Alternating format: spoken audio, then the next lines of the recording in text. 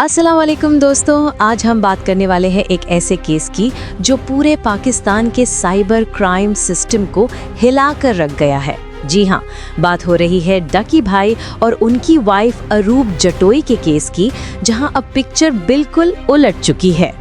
जो लोग डकी भाई को पहले सस्पेक्ट समझ रहे थे, अब उन्हीं के सपोर्ट में आवाज उठ रही है, क्योंकि अब सबूत सामने आ रहे हैं कि NCCIA के कुछ ऑफिसर्स खुद करप्ट निकले। दोस्तों, NCCIA यानी national cyber crime investigation agency एक ऐसी इंस्टीट्यूशन थी जिसे फ्रॉड, स्कैम और ऑनलाइन धोखाधड़ी करने वालों को पकड़ने के लिए बनाया गया था। इनका काम था लोगों को प्रोटेक्ट करना, लेकिन असल में हुआ क्या?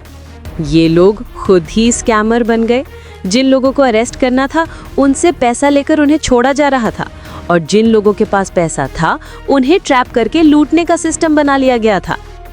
और अब सबसे बड़ा धमाका तक हुआ जब डकी भाई की वाइफ अरूब जटोई ने 9 NCCIA ऑफिशियल्स के खिलाफ ब्राइबरी और मिसयूज ऑफ पावर का केस फाइल कर दिया। उन पर इल्जाम है कि इन्होंने करोड़ों रुपए और डॉलर्स इलीगल तरीके से लिए, वो भी लॉ के नाम पर।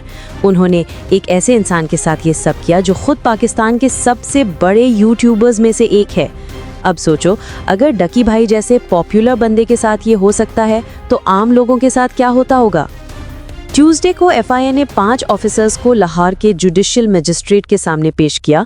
उनमें शामिल थे additional director Chaudhry Sarfraz, assistant director Shoaib Riaz, sub inspector Ali Raza, assistant director Mujtaba Zafar और sub inspector Yasir Ramzan. FIA ने कोर्ट से कहा कि इन लोगों से इन्वेस्टिगेशन करनी है क्योंकि इन्होंने करोड़ों रुपए और डॉलर्स का घूस लिया है। कोर्ट ने पूरी हियरिंग के बाद इन सब का 3 दिन का फिजिकल रिमांड अप्रूव कर दिया। और FIR के मुताबिक ये ऑफिशियल्स ब्राइबरी और करप्शन के गुनाह में नेम्ड है। सेक्शंस 109 और 161 PPC के और प्रिवेंशन ऑफ करप्शन एक्ट 1947 के तहत, जो पब्लिक सर्वेंट के क्रिमिनल मिसकॉन्डक्ट को डिफाइन करता है।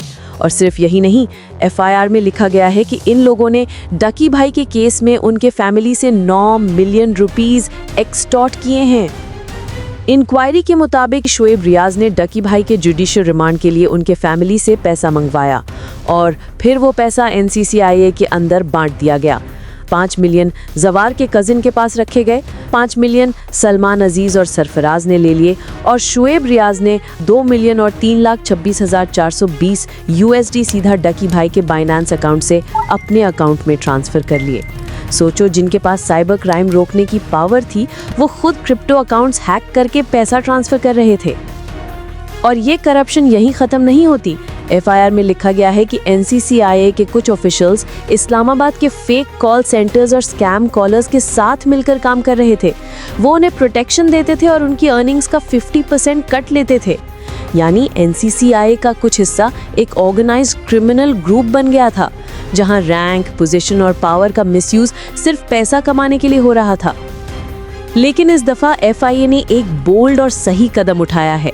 अगस्त 2025 के बाद इंटेलिजेंस एजेंसीज ने लाहौर, इस्लामाबाद और गुजरांवाला से इन सब ऑफिसर्स को पिक किया और FIA के हवाले कर दिया। अरूब जटोई ने जो मूव लिया वो बहुत लोगों के लिए इंस्पिरेशन बन गया है। उन्होंने करप्शन के खिलाफ आवाज उठाई और एक पावरफुल सिस्टम के अगेंस्ट लीगल एक्शन लिया, सिर्फ अपने हस्बैंड के लिए नहीं, बल्कि उन सब के लिए जिनको सिस्टम ने छुपाकर लूटने की कोशिश की। अब सब की नजरें कोर्ट के फैसले पर है।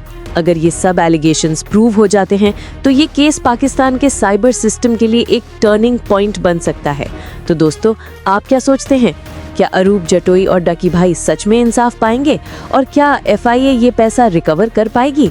अपनी राय कमेंट सेक्शन में जरूर बताएं और वीडियो को लाइक और शेयर करना मत भूलना, क्योंकि करप्शन के खिलाफ आवाज उठाना हम सब का काम है। मिलते हैं नेक्स्ट वीडियो में एक नए अपडेट के साथ। अल्लाह हाफिज।